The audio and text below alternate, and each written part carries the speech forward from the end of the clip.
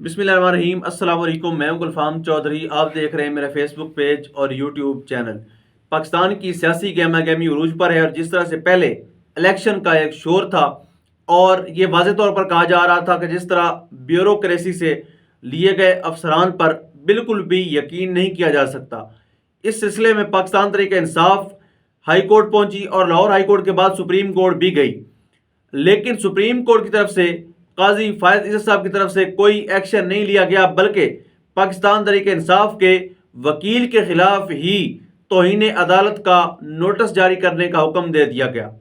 برصورت ہم نے دیکھا کہ کس طرح سے بیوروکریسی کے افراد کو استعمال کیا گیا، کس طرح سے بیوروکریسی کے لگائے گئے افسران کو بلیک میل کیا گیا، ان کو اپنے من مرضی کے نتائج حاصل کرنے کے لیے مجبور کیا گیا، اور انہوں نے لالچ کے اندر آ کر یا پریشر کے اندر آ کر ایسے بلنڈر مارے جن کو کور کرنا شاید ان کے لیے بھی ممکن نہیں رہا، جن کے حکم پر یہ سارے کا ساری کاروائی ہوتی رہی تھی۔ ان کے لیے بہت بڑی پریشانی بن چکی ہے، اور میاں صاحب کو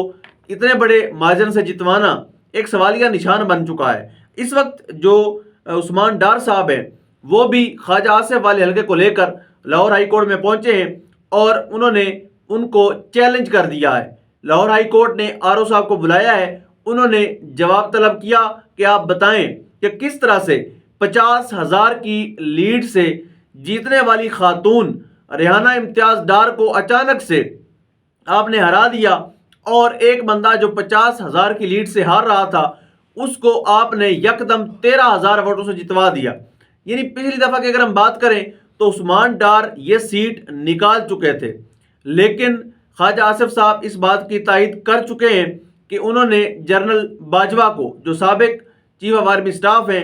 ان کو انہوں نے کال کی اور کال کے ذریعے سے اپنا دکھڑا سنایا۔ اس پر جنرل باجوہ صاحب نے ان کے دکھوں کا مداوع کرتے ہوئے ان کے حق میں فیصلہ دلوا دیا۔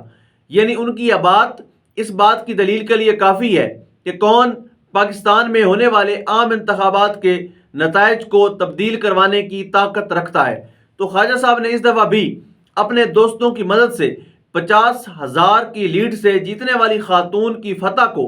کس طرح سے 13,000 ووٹوں سے شکست میں بدلا، وہ ہمارے سامنے ہے۔ مزید عثمان ڈار کا کہنا تھا کہ خواجہ آصف 3 الیکشن ہار چکے، اس دفعہ بھی خواجہ آصف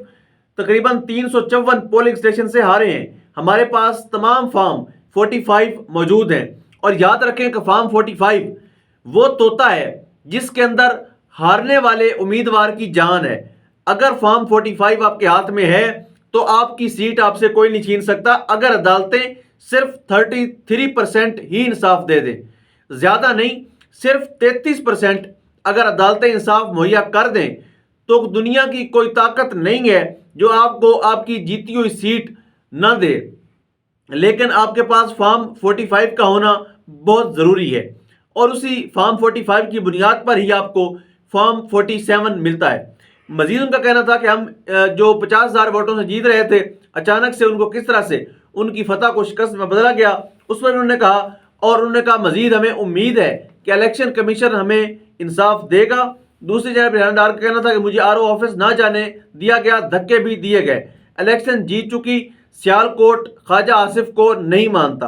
اور ڈاکہ ڈالنے نہیں دوں گی، حق اور سچ کی فتح ہوگی۔ یہ کہنا تھا ریحانہ امتیاز ڈار کا، ایک ایسی خاتون جو اپنے حق کے لیے ڈٹ گئی ہیں، ایک ایسی خاتون جنہوں نے بہادری، جرت اور عزم کی ایک نئی مثال قائم کی ہے۔ یہ بات ماننی پڑے گی، اور اس بات میں کوئی دوسری رائے نہیں ہے کہ ریحانہ امتیاز ڈار نے عمران خان کا ڈٹ کر ساتھ دیا ہے اور اپنے بیٹوں کا وہ حوصلہ بنی ہے۔ ایک بزرگ خاتون ہو کر انہوں نے جس طرح سے عثمان ڈار اور عمر ڈار کی جنگ لڑی ہے وہ بھی قابل تحسین ہے۔ انہوں نے اپنے بیٹوں کو بھی کمزور نہیں ہونے دیا، اور اپنی آئیڈیالوجی کو، پارٹی کے ساتھ وفاداری کو بھی انہوں نے کمزور نہیں ہونے دیا۔ مزید اب وہ لوگ جو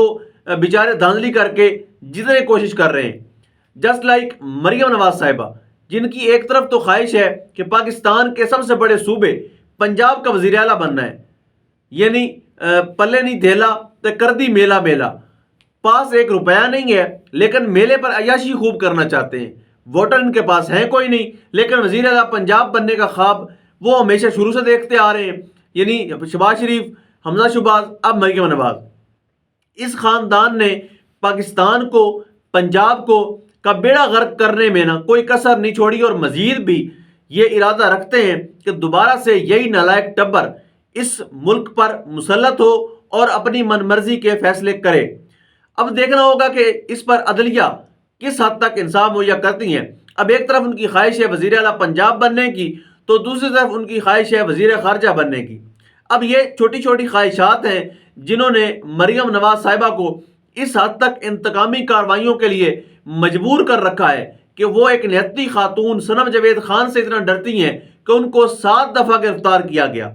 اب سوال یہ پیدا ہوتا ہے کہ ایک خاتون ایک وقت میں کہاں کہاں پر موجود تھی، کہاں کہاں پر انہوں نے کارروائی کی، کہاں پر انہوں نے جلاؤ گراؤ کیا، یعنی بالکل بھونڈے قسم کے کیس ایک خاتون کے دل کی تسکین کے لیے ایک نہتی خاتون کو بار بار گرفتار کر کے، ان کے بچوں کے سامنے گرفتار کر کے ریاست کے لیے نفرت کا پیغام دیا جا رہا ہے، صرف ایک خاتون کی انا کو تسکین دینے کے لیے۔ تو اس چیز پر بھی سوچنا پڑے گا۔ تو ان کو جس طرح سے 2 نمبری کے ساتھ جتایا گیا، اب وہ کیس چلا گیا لاہور ہائی کورٹ کے اندر، وہاں پر مریم نواز، علیم خان اور جتنے بھی اس طرح سے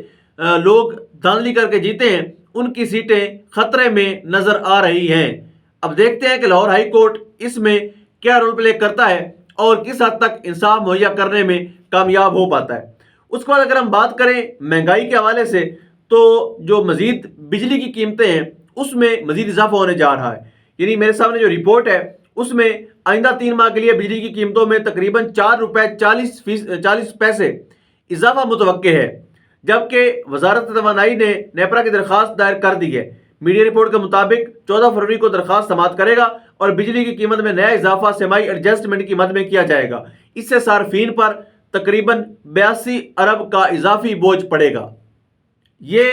تحفہ 16 مہینوں کی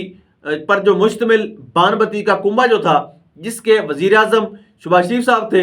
انہوں نے اس قوم کو دیا ہے، اور اس قوم نے بھی ان کے دیے گئے اس تحفے کو یاد رکھا ہے اور الیکشن کے ذریعے سے ان سے خوب انتقام بھی لیا ہے۔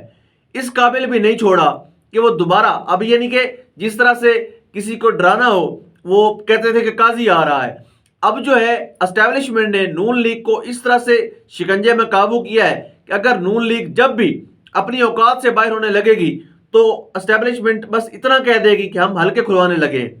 جب حلقے کھلوانے کی بات آئے گی تو مسلم لیگ نون وہیں پر چپ ساتھ جائے گی اور ہمیشہ کی طرح دوبارہ سے اسی نوکری پر راضی ہو جائے گی۔ اس کے بعد ایم کیو ایم کے حوالے سے ایک خبر ہے، مصطفیٰ کمال، فاروق ستار سمیت دیگر پارٹی رہنماؤں کے خلاف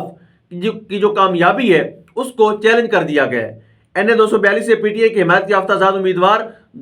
داوا خان نے ایم کیو ایم رہنما مصطفیٰ کمال کی نشست چیلنج کی، اور NA 244 سے پی ٹی آئی کے آزاد امیدوار آفتاب جہانگیر نے ایم کیو ایم رہنما فاروق ستار کی کامیابی چیلنج کر دی۔ اب اس دفعہ ایم کیو ایم کی جو فتح ہے وہ بھی بہت سے سوال جنم لے رہی ہے کہ وہ پارٹی جس سے لوگ جب انہوں نے اتحاد کیا تھا پی ڈی ایم کے ساتھ تو کراچی کی عوام ان سے نفرت کرنے لگ گئی تھی، اب دوبارہ سے کون ہے جو اس پارٹی کو زبردستی سے مقبول ڈکلیئر کرنا چاہتا ہے؟ کون ہے جو اس پارٹی کو زبردستی دوبارہ سے سندھ کی عوام پر مسلط کرنا چاہتا ہے؟ وہ کون ہے جو پاکستان تحریک انصاف کے آزاد امیدواروں کا حق مار کر ایم کیو ایم میں سیٹیں بانٹنے میں مصروف ہے؟ وہ کون ہے اس کو جاننا پڑے گا، وہ کون ہے اس کو ڈھونڈنا پڑے گا۔ برصورت اللہ پاک وطن عزیز کا حامی و ناصر ہو۔ پاکستان زندہ باد۔